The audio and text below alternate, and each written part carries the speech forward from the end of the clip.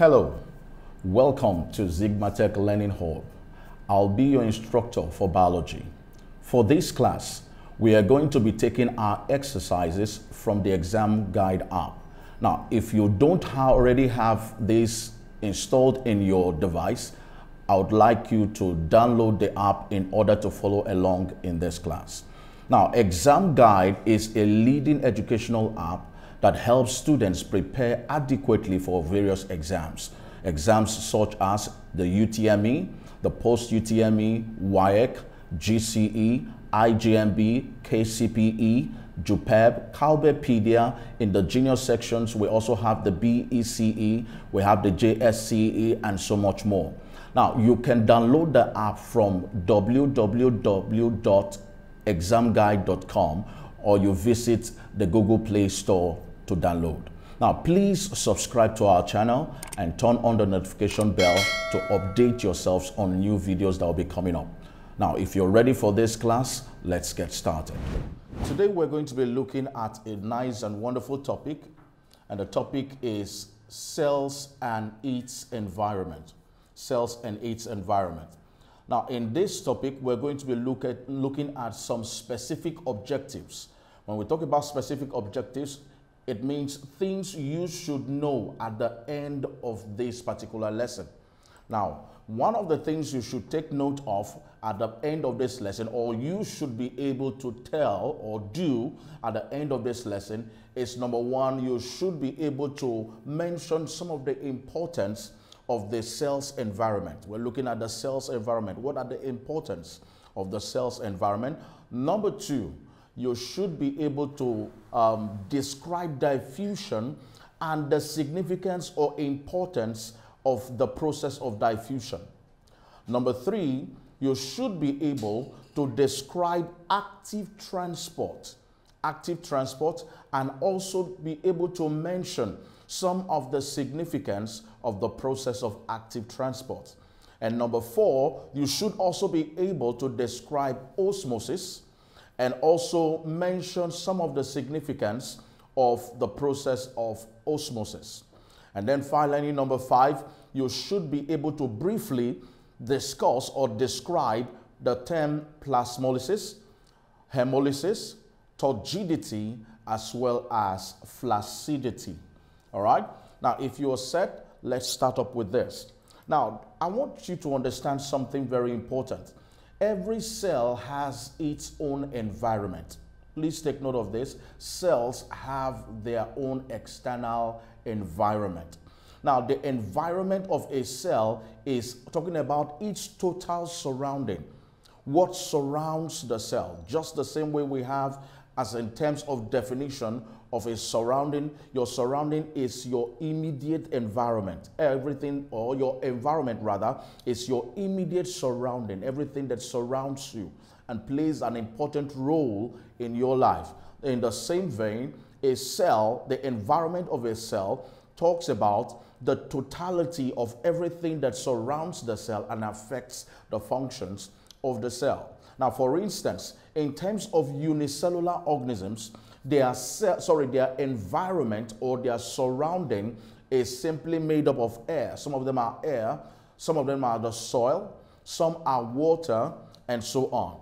In multicellular organisms, their surroundings, mostly multicellular organisms, the cells of multicellular organisms, their surroundings or environment are other cells and tissue fluids. Now, what are tissue fluids? Tissue fluids are simply plasma that contains things like dissolved food substances, okay, excretory waste. We have enzymes and hormones and so many other things that are found in the plasma. So the plasma, which is found in the plasma. So tissue fluids are actually the plasma and everything that is found in or that which the plasma transports. So these are the environments of cells. I repeat, in terms of unicellular organisms, mostly their cells are usually watery, or you can say it's made up of water. It cannot be made up of soil. It can also be made up of air and so many others. while in multicellular organisms, their cells are mainly other cells or tissue fluids. Now, let's take a look at some importance of cell environment. Let's take a look at some of the importance of cell environment. Now, one importance you should take note of the environment of a cell is that that environment provides the cells with food substances or nutrients. Provide the cells with food or nutrients and oxygen. Remember, we talked about the cells of multicellular organisms. We said they are found around tissue fluids. And I told you that these tissue fluids are plasma containing dissolved food substances and also oxygen. So the cells benefit from these things, or the cells take in nutrients and also oxygen rather for respiration through the process or through the environment. Number two is that it keeps the cell moist. Most times, the environment of a cell, they are usually watery. Most cells are found in watery environment.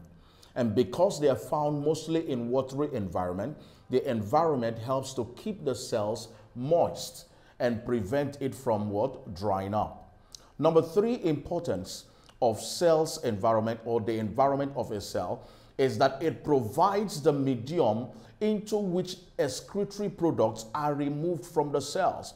So it means that the cells excrete or pass out their excretory products into the environment. So the environment serves as a medium through which they can pass out their what? Excretory waste. And then number four is that the environment provides a medium into which some chemical reactions take place. So some chemical reactions takes place in the environment of a cell. So we have four importance or significance of the environment of a cell. Now, there are several biophysical processes that gives better explanation between the relationship of a cell and its environment. And we're going to be looking at some of them. First of all, we're going to be talking about a process we call diffusion. We are also going to be discussing active transport. We are also going to be discussing osmosis. These are three important biophysical processes that explains or shows or demonstrates relationship, okay? Relationship between the cell and its what? Environment. You can see in terms of the importance, we stated something very clear. We said that the cell actually derive, okay? They derive food substances and oxygen from their environment. So let's take a look at what is diffusion. What is diffusion? Now, before we go into that, there are materials that are being exchanged between a cell and its environment. We have talked about some of them in the course of looking at the importance. One, we have food. Remember, with the first importance, we said that the environment provides the cells with what? Food substances or nutrients, as well as what? Oxygen. So these are some of the materials that has been exchanged between the cell and the environment. It includes the food, or nutrients. It includes gases, which can be oxygen or carbon dioxide, oxygen getting into the cell and carbon dioxide leaving the cell as a byproduct or as an excretory waste. Then we also have excretory waste like ammonia and so many other molecules that are not needed by the body. And then we have excess water. So these are some of the materials that are being exchanged between the cell and its environment. Now, we talked about some biophysical processes. Let's take a look at one of them, and that is diffusion. Diffusion. So we will be looking at diffusion today. Now, what is diffusion? Now, diffusion by definition can simply be defined as the process by which molecules or ions. Now, when we're talking about molecules or ions, it can be both gaseous and it can also be liquids. So the process by which molecules or ions move from a region of higher concentration to a region of lower concentration until it is evenly distributed. I repeat, it is the movement of molecules or ions from a region of higher concentration to a region of lower concentration until it is evenly distributed. Now, let me give you a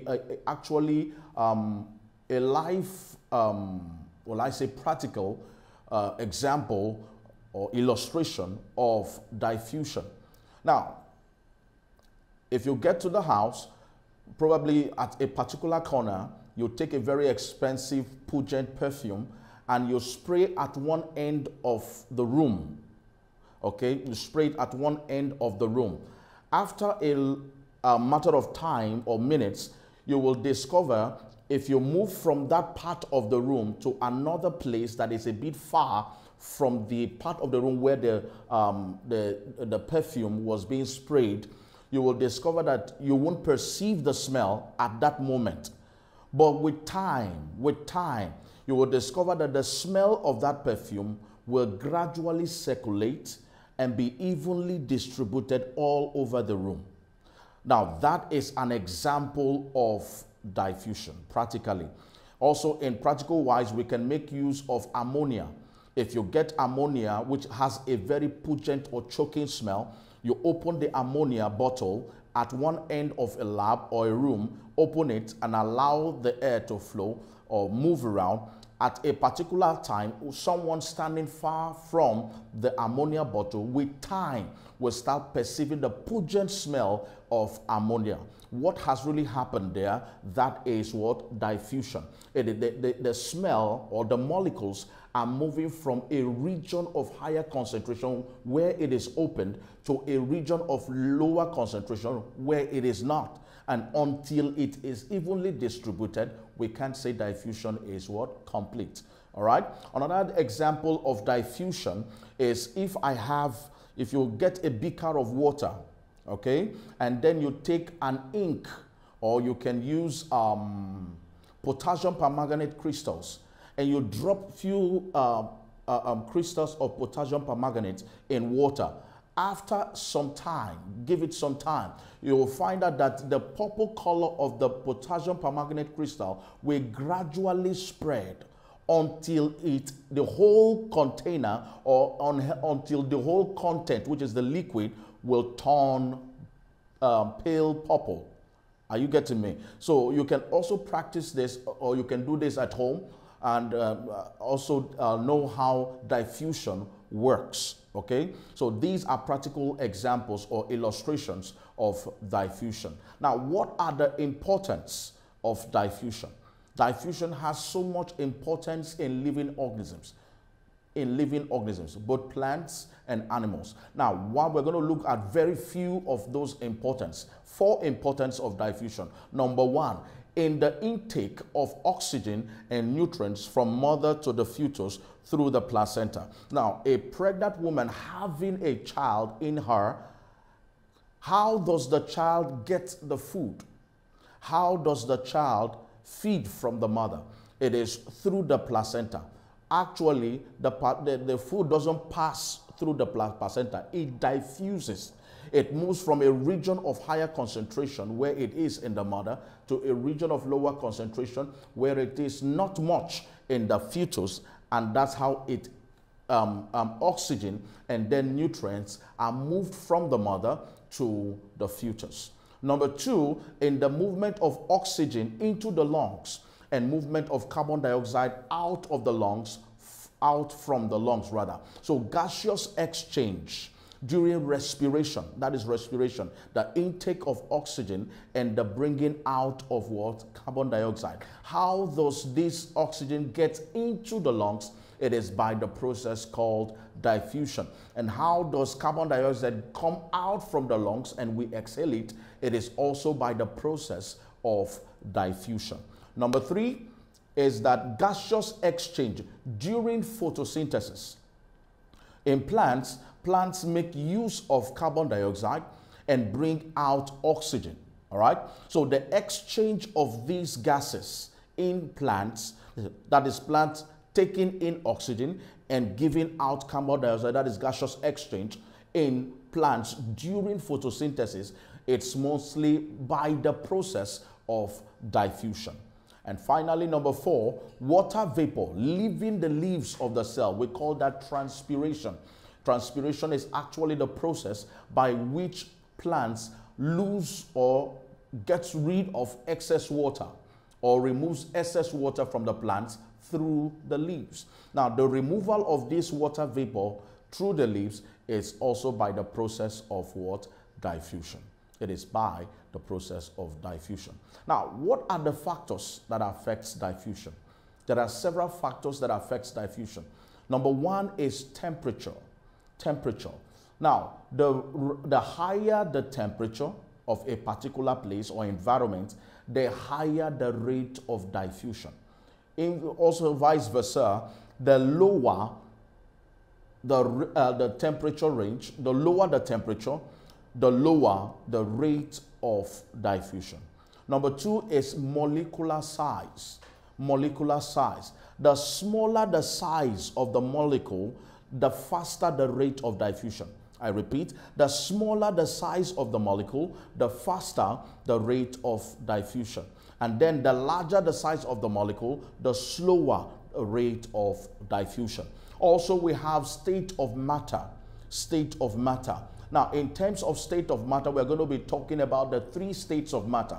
We're not looking at the 4th, the 5th, and all that. But we're looking at the 3 states of matter, which is solid, liquid, and then gases. Now, in terms of these states of matter, diffusion is faster in gases compared to that of what? Liquids. It is also faster in liquids compared to that of what? Solids. So diffusion, as it regards to states of matter, is faster in what? Gases. And then finally is difference in concentration. You can also call it concentration gradient. Now, when we're talking about difference in concentration, remember we said that diffusion moves from a region of higher concentration to a region of lower concentration. You can observe that there are 2 different concentrations here.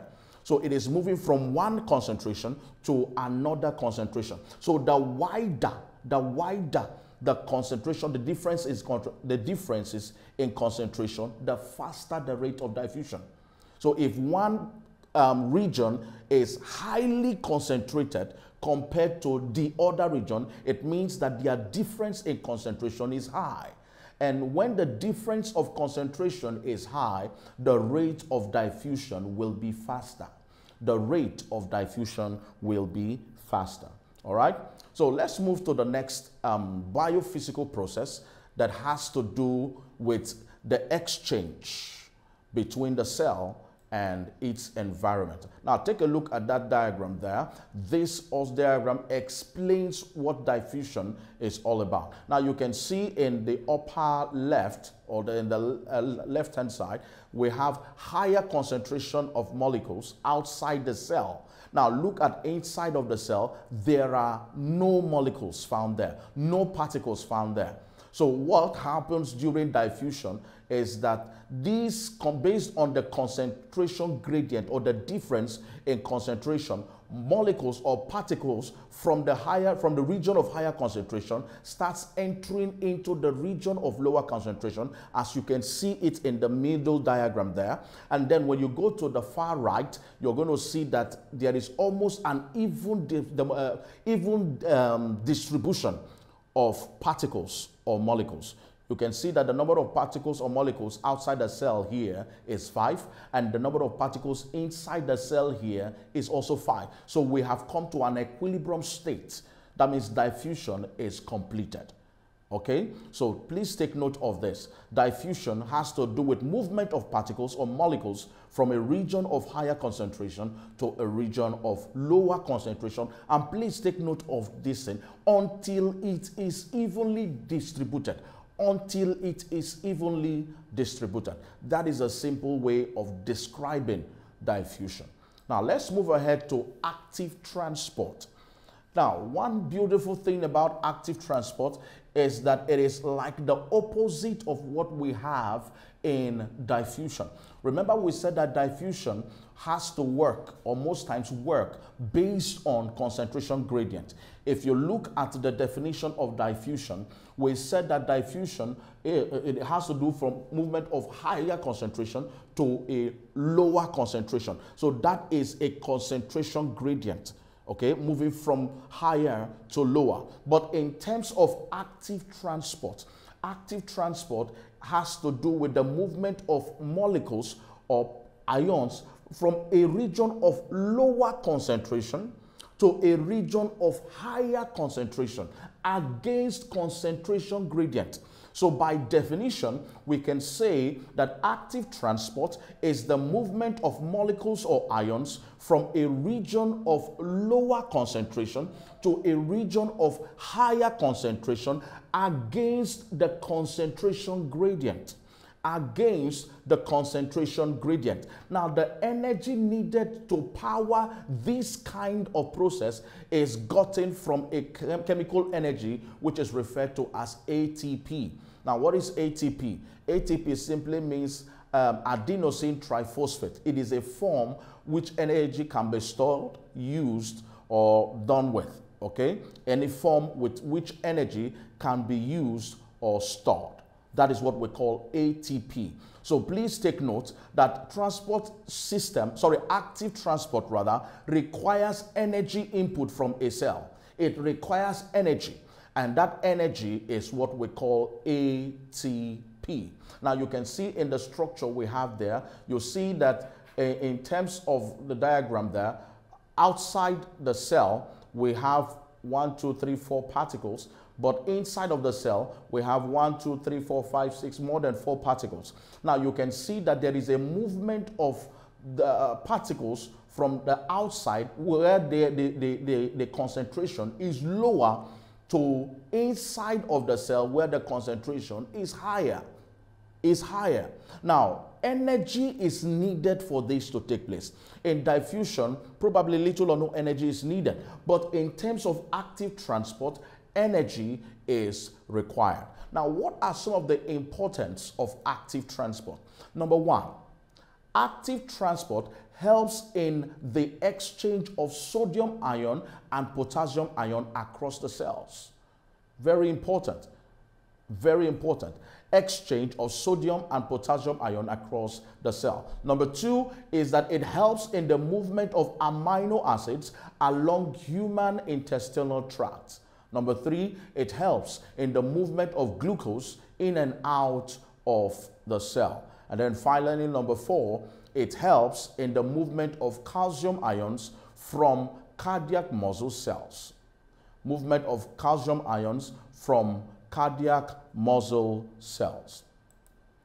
Osmosis, which is the third biophysical process that explains or describes the exchange of materials between the cell and its environment.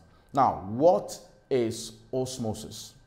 Now, osmosis is actually the process by which molecules, water molecules, move. Please take note. In terms of diffusion, we said it is just molecules or ions.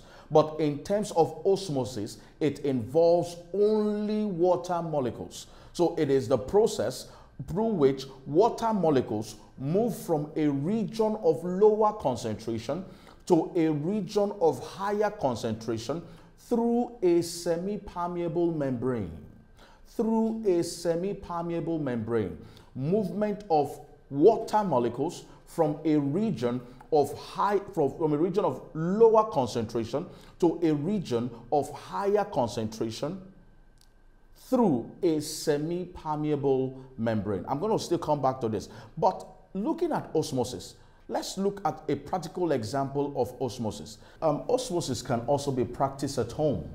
We can look at a practical illustration of osmosis. Now, the practical illustration is to get a yam, a tuber of yam, cut it into 3 different shapes or different portions, equal portions actually, and then you peel the yam. Now, once you finish peeling the yam, for each of the 3 parts of the yam you have cut it into, Label them A, B, and C. Now, for yam A, make a hollow inside that makes the yam tuber looks as if it is a cup. Now, inside of the yam tuber, add concentrated sugar solution into it. And please mark where the sugar solution stops. Take that particular yam A containing sugar solution and put it into a trough containing water, just water. Also make a mark on the trough to show the level with which the water is in the trough, and allow it for some hours. Do the same, or you can even allow it for a day. Do the same for yam B, but in yam B, boil the yam. Make sure you boil the yam for yam B. Now, when you finish boiling the yam, make also a hollow inside yam B to look like a cup, and then also add a concentrated sugar solution and place it in a water trough, just the same way we did for yam A. Make markings also to identify the level of sugar solution in the yam tuber and then the level of water solution in the trough. Now, for yam C, what you do is that you just make a cup, a hollow inside of it to look like a cup, and then instead of using sugar solution inside of yam C, you just pour water and then put it in a trough containing water. Like I said, you can leave it all night till the following day. When you go back to check after several hours, you check on on yam A rather, you will observe that in yam A, the level of solution, or the level of the solution in yam A has increased. You will notice it based on the markings you have made. It has increased. And then you will also discover that in the trough, or the markings you made in the trough, the water level has also dropped. Now, in yam B, you will discover that nothing happened. And also in yam C, you will discover that nothing happened. Now, yam C is serving as a control. Nothing happens there. In yam B, nothing happens there. Now, what really happened in yam A is that the water in the trough is serving as a region of lower concentration, or you can call it a dilute or weak solution, while the the sugar solution inside of yam A is serving as a region of higher concentration, or a strong concentrated solution. All right. Now, in the definition of osmosis, water molecules move from a region of lower concentration to a region of higher concentration, hence the decrease in the level of water in the trough and the increase in the level of solution in the yam A. Now, yam B, nothing happened. The reason is simple. When we boiled the yam, we killed the cell. We killed the cell. So the cell is no longer alive, so there is nothing, no movement of water from higher to lower solution. No, it can't occur. Osmosis does not occur in dead cells. And then in specimen C, the solution or the water inside of yam C and also in the trough are of the same concentration. They are of the same concentration. We can call that an isotonic concentration. So if it is an isotonic solution, osmosis does not take place. Osmosis does not take place. Now, the next thing I want us to look at is importance of osmosis. Osmosis is so important. I'm going to go through this very quickly. Number one is osmosis. It aids the absorption of water and minerals from the soil to the roots in plants. Number two, it aids the movement of water from one cell to another in both plants and animals. And number three, it aids the opening and the closing of the stomata. Please take note of these importance. You can see such kind of questions asked in WEAC and other external exams. Now, number three, it aids the opening and closing of the stomata when guard cells take in or lose water. And then number 4, it helps the cells of both plants and animals to be turgid, to be firm. All right. Now, the next thing I want you to take note of is conditions necessary for osmosis to occur. Now, these conditions necessary for osmosis to occur is found in the definition. Now, in the definition, we said water molecules move from a region of lower concentration. So lower concentration, there must be a lower concentration, there must be a higher concentration, and there must be a semi-permeable membrane. So we have conditions for osmosis. Number 1 is that there must be a presence of a strong or concentrated solution. We can also call that strong or concentrated solution hypertonic solution. Hypertonic solution.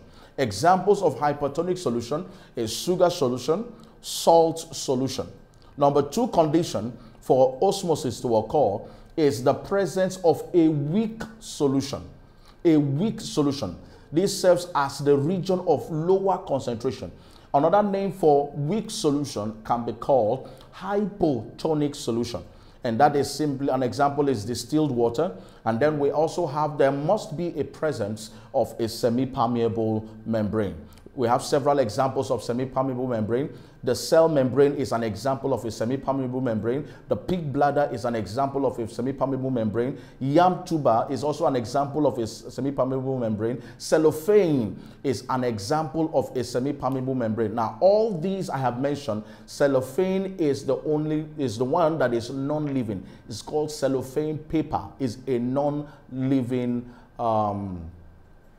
semi-permeable membrane.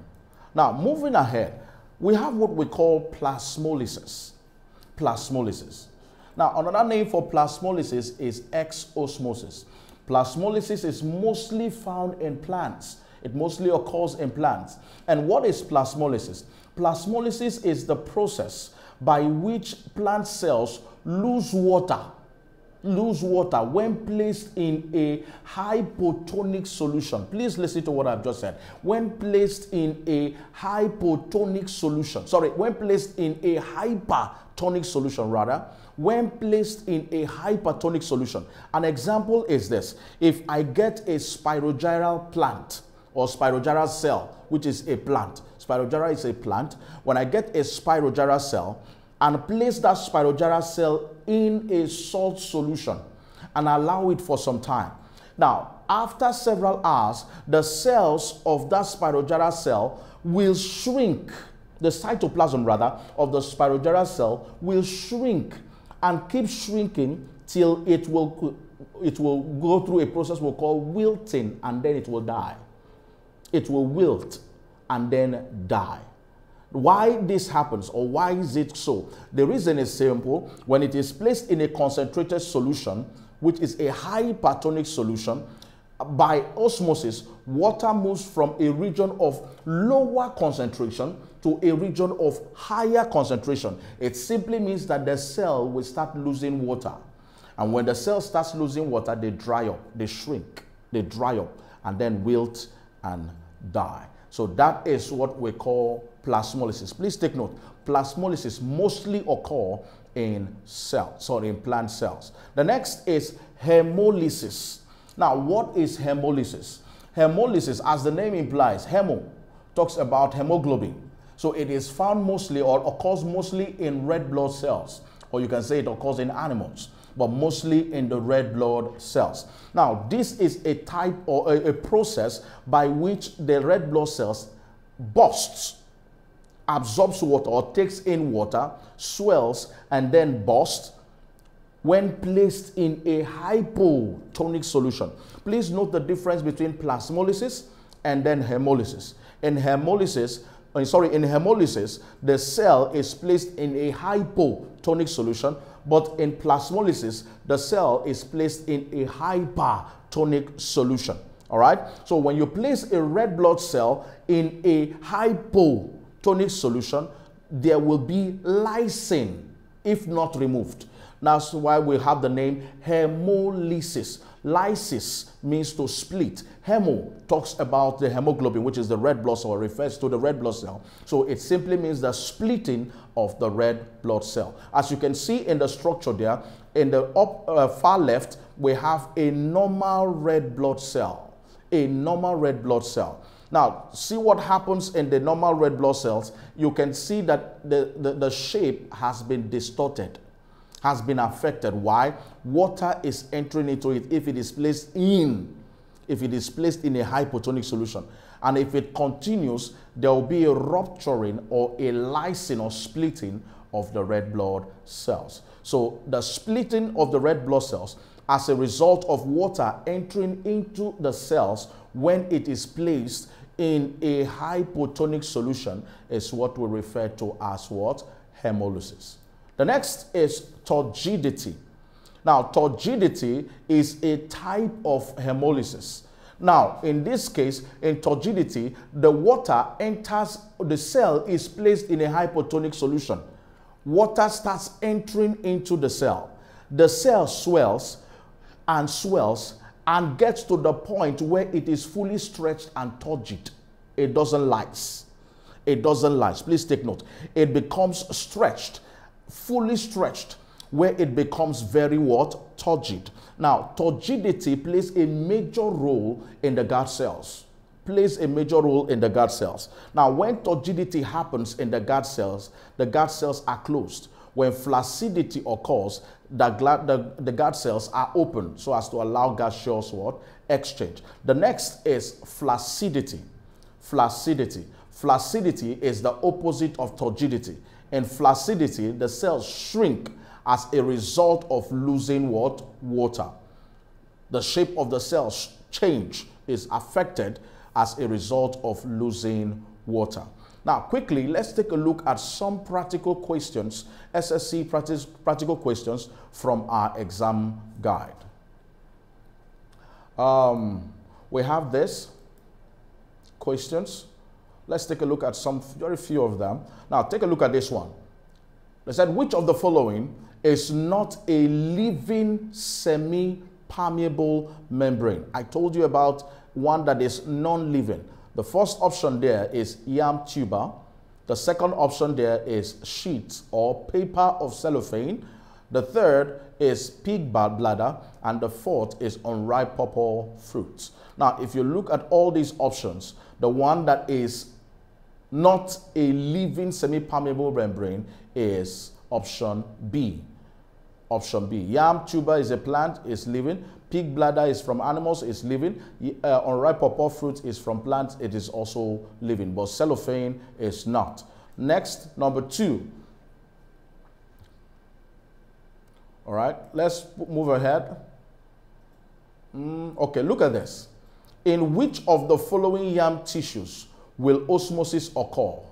In which we just talked about, I told you about a practical example. They said, in which of the following yam tissues will osmosis occur? They said A, roasted and peeled, boiled and peeled, raw and peeled, boiled and unpeeled. The correct answer is supposed to be C, because by the time you roast it, even when you peel it, you are killing the cells. If you boil it, you're also killing the cells. Option D, you boil again, you're killing the cells. The one that is raw is where the cells are active.